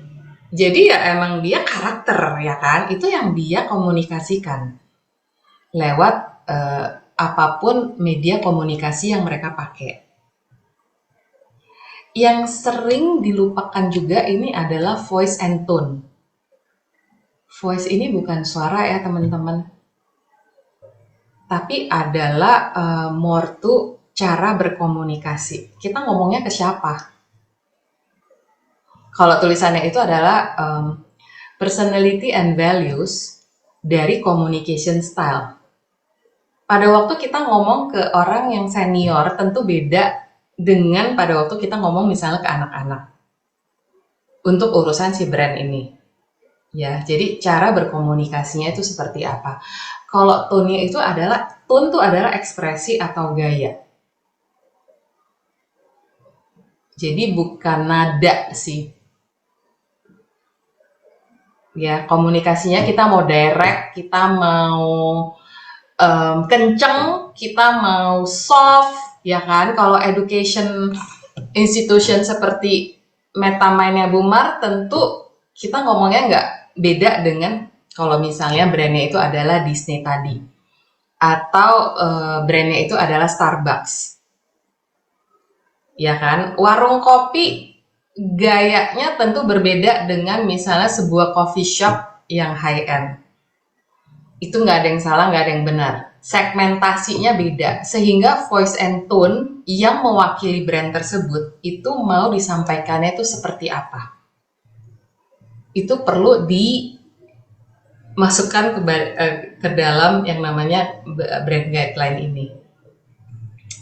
Lalu tentu kalau ini kan pasti saya percaya teman-teman sering lihat ya. Ini ada brosur, ada billboard, ada kartu nama gitu-gitu kan. Ini kan yang sering terlihat. Jadi ini sebenarnya termasuk di dalam si guideline tadi.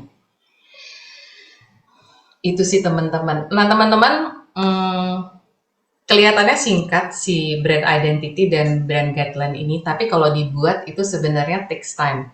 Dan teman-teman, pada waktu si brand itu dilahirkan, yang paling lama bikin itu adalah brand values, seperti yang tadi disebutkan oleh teman saya.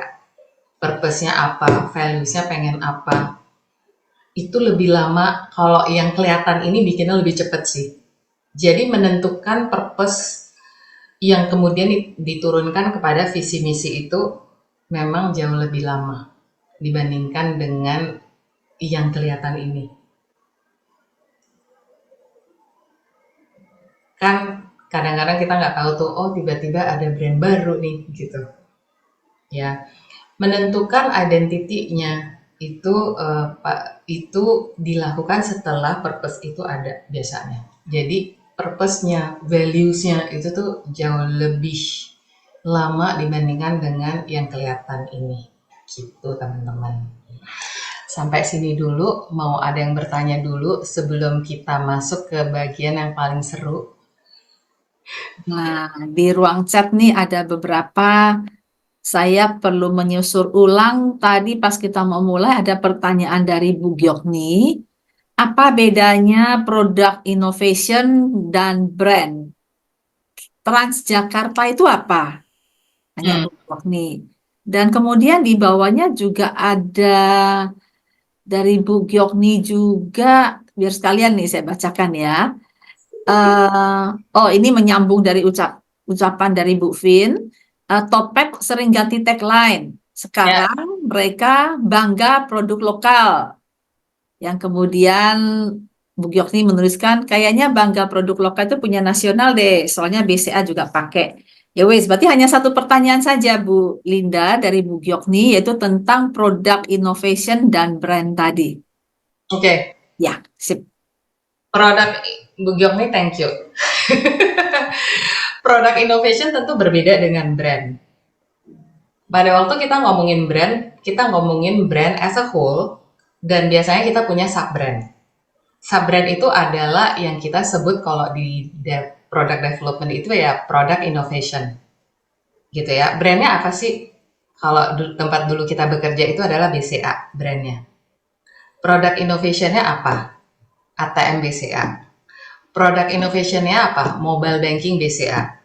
Product information-nya apa? Priority banking. Gitu ya.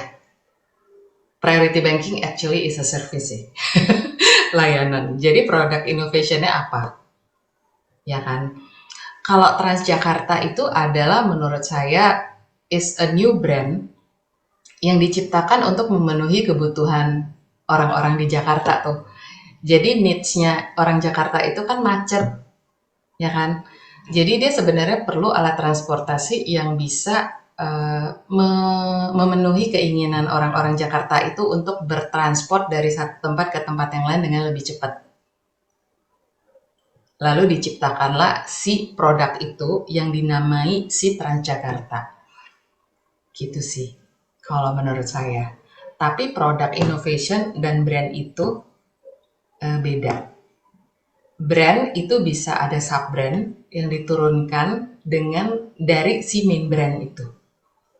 Dan si sub-brand ini bisa pakai nama si main brand, tapi juga bisa nggak pakai.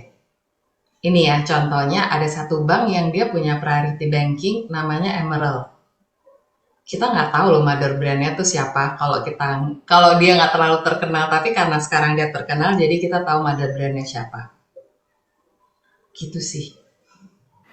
That's actually, si Emerald itu actually adalah si produk inovatif itu.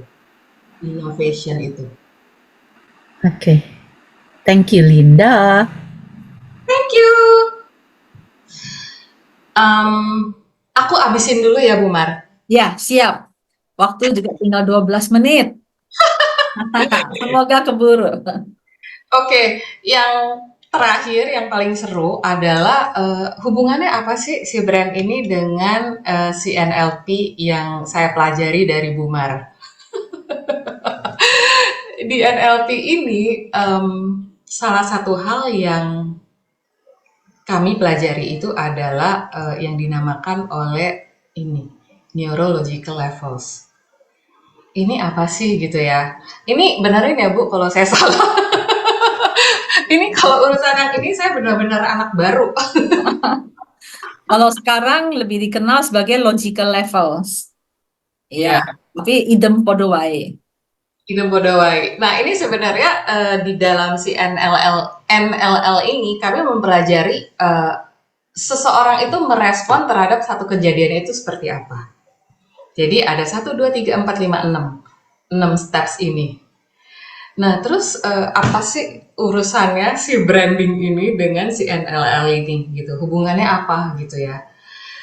Nah, ini saya coba untuk memetakan pada waktu kita berurusan dengan brand dan sebenarnya connection kepada NLL ini seperti apa. Kita tentu mulai dengan environment, warna ungu. Ya. Brand yang ada di pasar, environment. Pasar itu artinya online shop, offline shop, ya.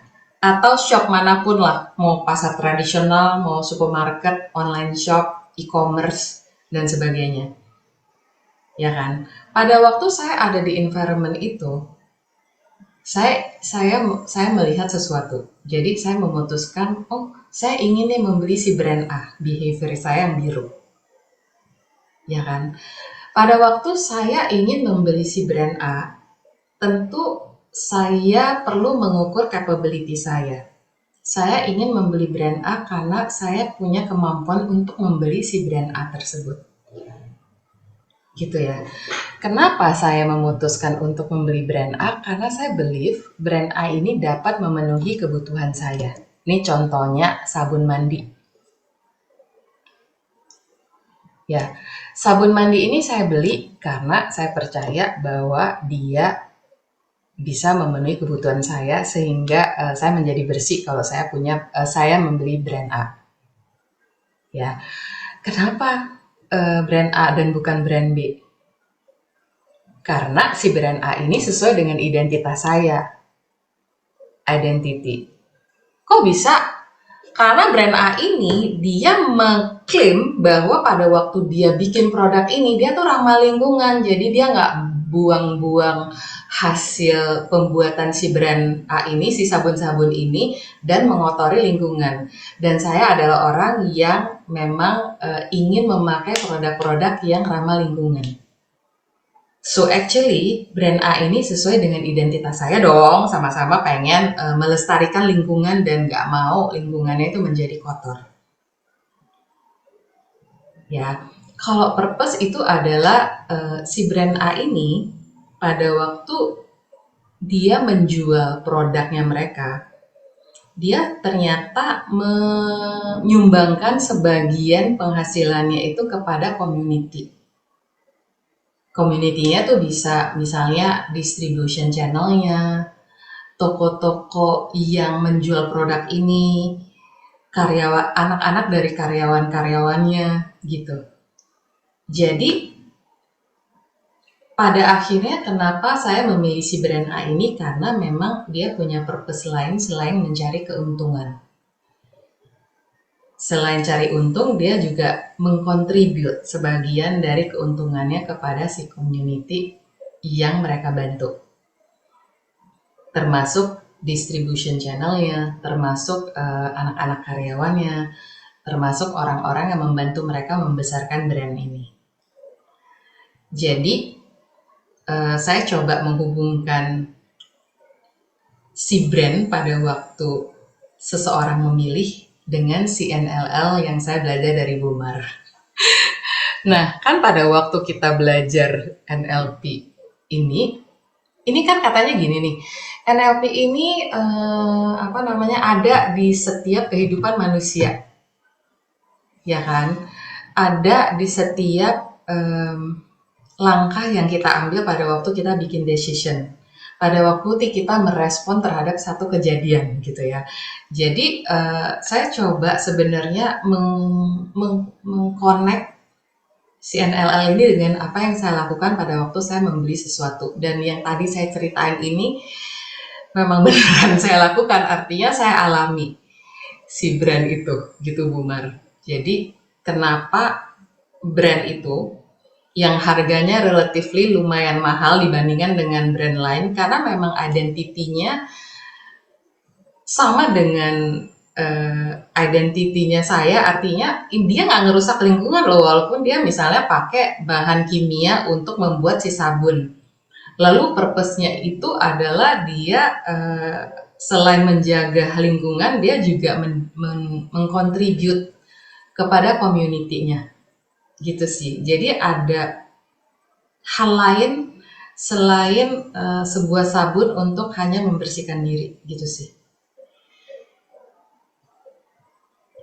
Ribet nggak sih beli sabun aja? Tapi kan sebenarnya gini, kalau harganya mirip gitu ya, kalau misalnya punya purpose yang sama dengan produk yang kita beli, itu kan lebih ajak ya. Benar nggak sih teman-teman? Punya value yang... Jadi pada waktu saya spend sama nih terhadap produk itu, saya cuma berpikir, oh iya ya, gue juga ikut berkontribusi ya terhadap apa yang mereka lakukan terhadap si community itu. Ya walaupun dikit banget kan, tapi kan kalau setiap orang atau setiap pembeli itu punya pola berpikir yang sama, kan sebenarnya lama-lama menjadi banyak. So actually yes, walaupun agak mahal, lebih mahal sedikit sih.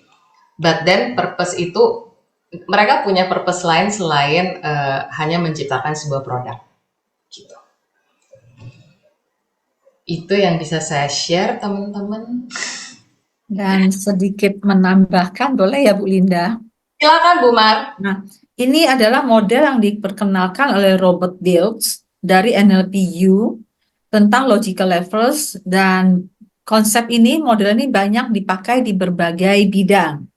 Nah, yang saya ingin sampaikan bahwa konsep ini oleh Robert Dills dibentuk seperti hierarki. Jadi yang paling banyak itu adalah environment, lalu kemudian behavior, dan selanjutnya sampai ke purpose. Nah, lalu kemudian yang kedua, bahwa semakin tinggi, semakin kuat drive-nya. Semakin kuat drive-nya. Sehingga di sini kalau kita sebuah brand nih, saya berusaha menggabungkan seperti yang diajarkan oleh Bu Linda tadi, bahwa sebuah brand perlu dimulai dengan brand purpose dulu. Kalau kita lihat, purpose itu ada di pucuk. Artinya bahwa dia kan semakin tinggi, semakin mendrive yang di bawah kan. Sehingga kalau kita mampu punya brand purpose, maka dia akan mendrive environment, behavior, dan berbagai hal. Contoh, tadi yang disampaikan bahwa purpose-nya adalah untuk safe environment misalnya. Dan ketika dia safe environment, maka dengan purpose ini akan banyak bisa mendrive di berbagai environment pun. Kalau memang melihat purpose-nya sama, maka otomatis mereka akan membeli produk ini. Kira-kira seperti itu ya Bu Linda ya? Ya, lalu kita bicara soal capabilities. Walaupun agak mahal, Mahal dikit. dikit mahal, tapi berasanya dikit. Karena apa? Karena ada purpose-nya, yaitu safe environment. Atau saya ambil contoh lagi, teman-teman di sini kan ada yang dari asuransi, ada yang dari MLM. Saya ambil contoh Bu Kwek-Lina. Nah, Bu, tak senggol dikit ya. Saya beberapa minggu lalu, 2 minggu lalu ngobrol sama Bu Lina. Dan Bu Lina ini seorang yang cukup berhasil dalam bidangnya. Dan saya heran, apa sih sebenarnya membuat seorang Bu Kwek-Lina itu berhasil? Karena Bu Kwek-Lina punya purpose. Jadi ketika produk-produk tersebut, produk-produk yang ditawarkan, itu adalah purpose-nya dulu yang dilihat. Dan bagaimana dengan purpose ini banyak menarik orang, karena orang ini ingin menjalankan purpose yang sama. Begitu ya Bu Lina, aku minjem sedikit ya Bu, sedikit bocoran. Tapi itu, jadi kalau kita punya produk dan kita mampu menampilkan, mengetahui purpose-nya, otomatis akan bisa mendapatkan lebih banyak behavior membelinya gitu ya Bu Linda. Seperti itu kah? Ya, Iya. Jadi begitu kira-kira tambahan dari saya untuk sesi yang ini, Bu Linda. Mudah-mudahan selaras. thank you Bu Mar. Jadi Oke. teman-teman, brand ini tinggal dikit sih, tinggal 2. Ya. Oke. Jadi pada waktu teman-teman misalnya mau bikin brand nanti pada suatu hari atau lagi mau bikin brand, yang perlu ditentukan itu adalah si brand purpose-nya dulu. Gitu. Nah, untuk menutup, saya mau ngasih satu hal. Si Jonas Sachs ini dia bilang, brand itu tuh adalah sebuah rangkaian cerita di setiap titik pertemuan brand itu dengan pelanggan atau our customers. Jadi, it's a story. Pada waktu misalnya kita lihat billboard gitu ya, itu sebenarnya first connection saya sebagai calon customer dengan brand itu yang belum tentu saya beli. Tapi itu kan udah menciptakan satu cerita. Artinya menciptakan satu image brand itu seperti apa. Misalnya brand itu katakan saya lewat Tamrin Sudirman, saya lihat billboard, terus brand itu sangat meriah, sangat very loud gitu ya. Nah, brand itu adalah misalnya sebuah pertunjukan musik yang untuk segmen anak muda. Itu kan sebenarnya udah dia bercerita kepada saya. Hai Linda, kami adalah sebuah band yang akan manggung misalnya di Senayan. It's a story yang saya mau buy atau enggak. Kalau saya sukanya loud, iya cocok dong. Saya akan beli, misalnya saya akan cari misalnya tempat beli tiketnya di online mana gitu. Lalu saya beli, saya datang ke konsernya, saya nonton, saya menikmati. Itu kan ada engagement-nya tuh makin deep gitu ya. So, story itu sebenarnya berlanjut. Sampai misalnya saya pulang. Saya pulang saking ramenya, saya nggak bisa naik mobil, saya perlu cari Gojek karena rame banget. It's the whole story yang memang mewakili si brand itu. Si band yang pada waktu pertama kali ketemu dengan saya lihatnya di billboard di Jalan Sudirman. Lalu setelah itu di sosial media, setelah kejadian nonton konser itu, band itu, kejadian orang pada komen di sosial media. Dengan komen-komennya mereka yang beda-beda. Itu kan juga sebenarnya lanjutan dari story yang tadi. Pembentuk opini publik. Benar ya? That's actually yang terjadi. Sebuah brand itu memang akan semakin deep koneksinya dengan customer kalau titik itu tuh semakin banyak. Dan setiap titik itu tuh menimbulkan atau menumbuhkan cerita baru. Atau malah deepening the story yang sudah ada. Gitu katanya. Si Jonah Sachs ini gitu. Jadi every touch point itu perlu di-manage teman-teman. Misalnya pada waktu kita ngobrol sama segmen yang mana, kita ngobrolnya tuh seperti apa. Jadi manage lah every touch point yang konsumen kita datengin atau lewati. Gitu. Sip. Sip, kita bungkus gitu ya. Sip ya, yang mau bikin brand. Baik. Habis ya Bu Linda slide-nya. Habis, ini terakhir. Thank you Oke. banget Terima kasih. untuk Kita hari ini. berikan applause dulu yuk buat Bu Linda yuk. Terima kasih. Nah, Bu Linda mungkin slide-nya ditutup dulu supaya kita kembali ke galeri yuk. Boleh. Nah, Bu Linda di sini ada chat di sini. Saya Oke. tidak tahu nih apakah ada korelasinya atau tidak dengan branding, tapi saya bacakan anyway. Tunggu ya, ini aku perlu cari kemana nih tadi. Terakhir kan Topet. Lalu kemudian yang ini nih dari Daniel lagi. Nah, Daniel menanyakan, Bu, mau tanya lagi, Bu Linda mau tanya lagi, seberapa relevan penciptaan brand dari value? Oke. Nah, kalau memang brand itu ada value-nya, kok bisa ya sosok penjahat villain bisa banyak fansnya? Contoh Joker, Dark Vader, ada loh yang jual action figure-nya dan laku lagi. Oke. Itu katanya. Heeh. Bagaimana tuh? Jadi pengen ketemu Dani loh. Ayo Dan, buka wajahnya, buka videomu Dan. Jadi sebenarnya gini, si action whatever itu kan action figure itu kan yang antagonis itu diciptakan untuk apa, Daniel? Untuk melawan orang baiknya dong. Bener gak sih? Jadi sebenarnya value-nya kan itu. Pada waktu si penjahat itu, Joker itu diciptakan. Value apa sih untuk setiap brand itu? Kan beda-beda tadi. Nggak melulu value itu perlu value yang baik-baik aja kan. Ini kan kita ngomongin film. Jadi ada peran antagonis untuk melawan yang si hero. Right? So value yang perlu ditanamkan untuk si antagonis itu apa? Pasti berlawanan dong dengan yang si hero. That's actually the values of si penjahat itu.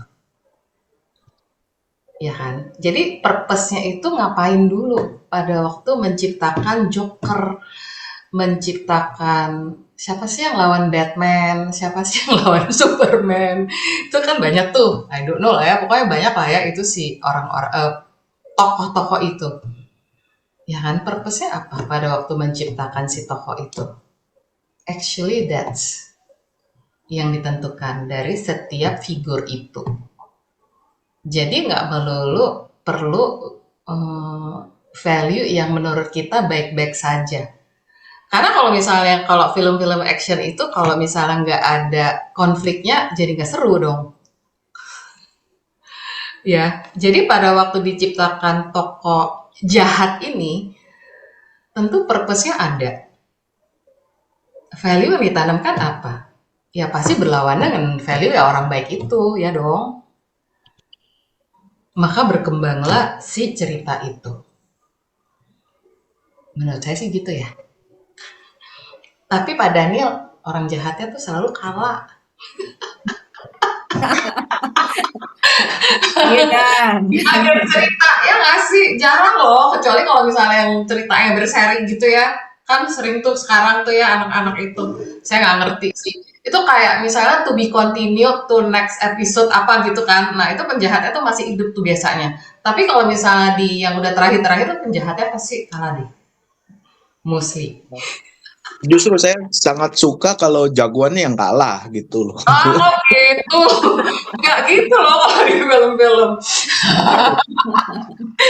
Saya penasaran value apa. Jadi ketika kita ngomongin value kan seolah-olah ada sesuatu yang bermanfaat sehingga digandrungi sama konsumen gitu ya. Contoh tato Harley Davidson itu orang mau menato badannya dengan logo sebuah perusahaan gitu. Ya. Bahkan Mercedes aja nggak sampai ditato gitu ya di badannya ya gitu. Saya penasaran dengan konsep value yang diterangkan di sini. Kalau branding based on values, maka penjahat itu action figurnya mestinya nggak laku. Oke. Yang lakunya si Batman-nya saja, kan yang menang dia. Gitu kan, logiknya kan seperti itu. Yang laku yang baik dong. Ini yang laku yang jelek gitu. Tapi kan values-nya orang beda-beda, Pak. Pada waktu kita ngomongin purpose gitu kan. Pada waktu saya mengagumi misalnya Joker gitu. Purpose-nya saya apa? Kan beda dengan Pak Daniel.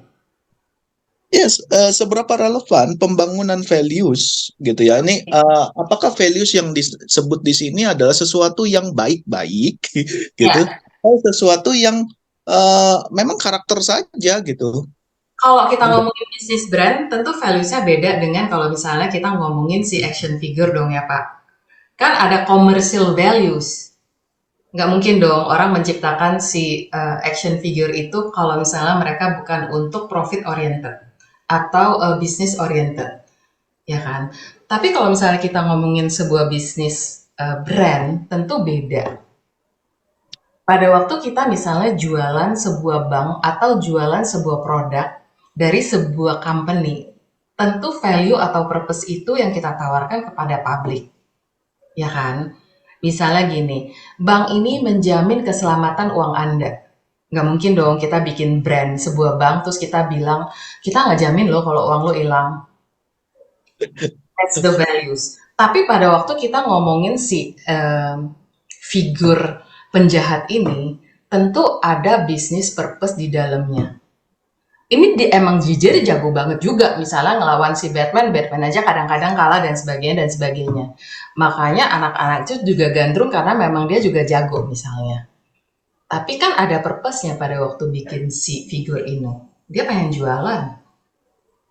Purpose-nya. Kalau menurut saya ya.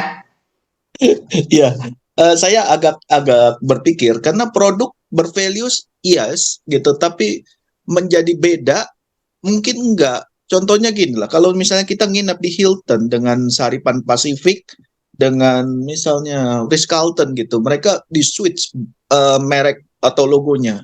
Kita mendapatkan kurang lebih pengalaman yang sama. Seperti itu. Sepakat nggak? Gitu loh. Antara misalnya katakanlah bank, jangan bank deh, maskapai penerbangan gitu. Takut ya kalau bank ya. Banyak orang bank loh di sini. Soalnya banyak bankers di sini. Hati-hati.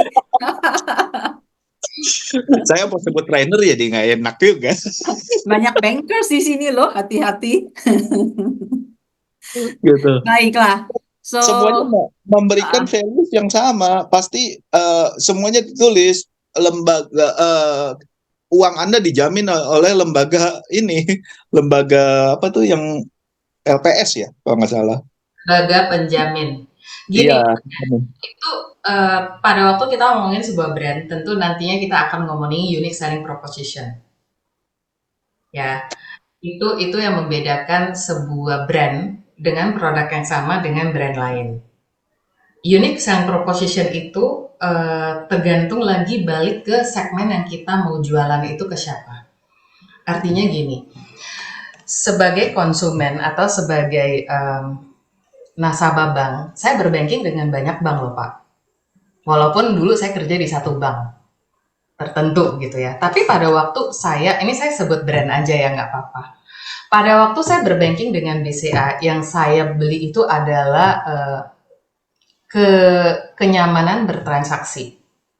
Walaupun saya bayar fee-nya mahal, walaupun bunganya kecil, tapi kenyamanan bertransaksi karena mereka punya community. Itu saya beli. Di situ, saya berbanking dengan BCA. Pada waktu saya ingin berinvestasi, tentu tidak dengan BCA, terutama investasi luar negeri. Kenapa? BCA itu pada waktu dia lewat bank korespondens, saya bayar. Saya tentu akan berbanking dengan bank yang punya HQ. Ya, saya akan dapat return yang lebih besar kalau saya berinvestasi di situ. Itu nomor 2. Bank nomor 3. Saya ingin dapat bunga lebih besar dibandingkan dengan bank buku 4 dan 3. Saya kemana? Sama-sama dijamin kok Pak Daniel. Saya ke BPR aja misalnya. Untuk shop. Jadi saya TikTok aja misalnya. Saya masukin hari ini, 15 hari kemudian saya keluarin uang saya. Itu kan kayak gitu. Pada waktu membeli, tentu kita akan membeli produk sesuai dengan apa yang kita butuhkan needs. Jadi, mari kita ngomongin unique selling proposition dari setiap brand itu. Sama-sama bank kan seperti yang Pak Daniel bilang. Dijamin semuanya. Tapi tentu mereka punya unique selling proposition yang berbeda. Kenyamanan bertransaksi nggak pernah mati tuh, mobile banking. Nggak pernah mandek tuh. Komunitas saya semuanya ada di situ. Pada waktu saya transfer, saya nggak bayar biaya transfer.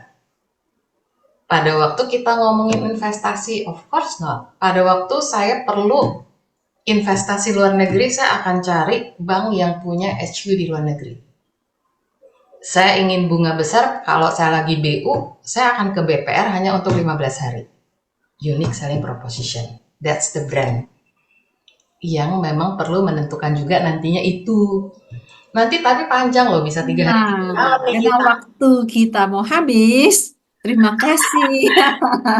Kita perlu batasi nih, kalau nggak Daniel bisa terus nih. Dan yang saya yakin yang penasaran semakin banyak. Gak jadi foto deh, ya kan? Bu Linda, satu lagi. Karena saya lihat Bu Vin dan nulis dari tadi ya. Jadi ini terakhir, mudah-mudahan singkat. Brand purpose artinya lebih kepada what dan who is our target. Yaitu SIS-nya ya, yang uniqueness of product. Bagaimana Bu? Actually is what your purpose pada waktu bikin si brand ini. Kan ini nih, saya bikin brand ini tujuannya apa? 1, cari untung. 2, mengembangkan bisnis saya sehingga menjadi lebih besar, punya cabang di seluruh kota besar di Indonesia. Terus apa lagi? Saya ingin membantu karyawan saya sehingga mereka hidupnya menjadi lebih nyaman. Saya ingin membantu semua supplier saya sehingga hidupnya juga menjadi lebih nyaman. Tapi supplier saya, karyawan saya, bla bla bla, semua karyawan yang kerja di saya ini perlu memenuhi satu purpose saya, yaitu misalnya nggak boleh merusak lingkungan kalau kita adalah produk. Atau menjaga kebersihan lingkungan. Atau daur ulang. Itu kan perlu ada purpose itu dulu. Jadi misalnya gini, cari untung lah ya, namanya juga bisnis. Cari untung nomor 1. Nomor 2 itu mensejahterakan orang yang kerja sama saya. Mensejahterakan distribution channel yang kerja bareng saya. Partners saya. Tapi selain itu, saya juga ingin misalnya mereka bersama-sama yuk kita menjaga lingkungan dari apa yang kita pakai. Perlu ditentu ini aja gitu. Jadi purpose-nya itu. Atau bisa juga purpose-nya itu adalah gini, kita ngasih balik ya 5% dari keuntungan kita untuk misalnya membangun sekolah di daerah tertinggal. Itu kan yang bank-bank lakukan, CSR, right? Jadi purpose-nya itu apa pada waktu bikin brand? Setelah itu baru kita ngomongin, kita mau jualan produk ini ke segmen mana ya? Dan kita ngomongin identity. Tadi kan ada voice, ada tone, ya kan? Ada logo. Itu second step. After kita decide kita mau ngapain, gitu. Sip, Bu Fin? Iya, sepertinya itu menjadi rangkuman untuk Oke. pertemuan hari ini ya, Bu Linda. Iya. Baik, kalau begitu mudah-mudahan menjawab Bu Fin. Iya, oke. Enggak, sebenarnya mau tambahin lagi sih, berarti kan tetap harus balik lagi kepada SES kan, sosial ekonomiknya tetap harus kita lihat sebagai target marketnya kita, betul Bu Linda? Iya. Iya dong, itu kan pada waktu kita jualan kan perlu ditentuin juga itu tuh maunya ke siapa. Segmentasi kan. Iya. Oke, baiklah. Oke, thank you. Dan nanti bisa dilanjutkan di WhatsApp group juga kok Bu Fin. Bu Linda masih di sana dan WhatsApp group yang Saya punya nomor teleponnya Bu Linda sih. bisa langsung telepon. Tapi kalau boleh dibahas di grup biar kita belajar juga gitu ya. Oke. Baik, terima kasih. Nah, teman-teman, dengan demikian maka sesi kita berakhir saat ini. Belum saat ini sih, kita masih akan foto bersama. Dan bagi teman-teman yang masih penasaran, yang masih ingin tahu, silakan nanti berlanjut di WhatsApp group yang edisi bulan Maret. Jadi yang Forum Metamind edisi bulan Maret ini akan bertahan 1 bulan sampai bulan April.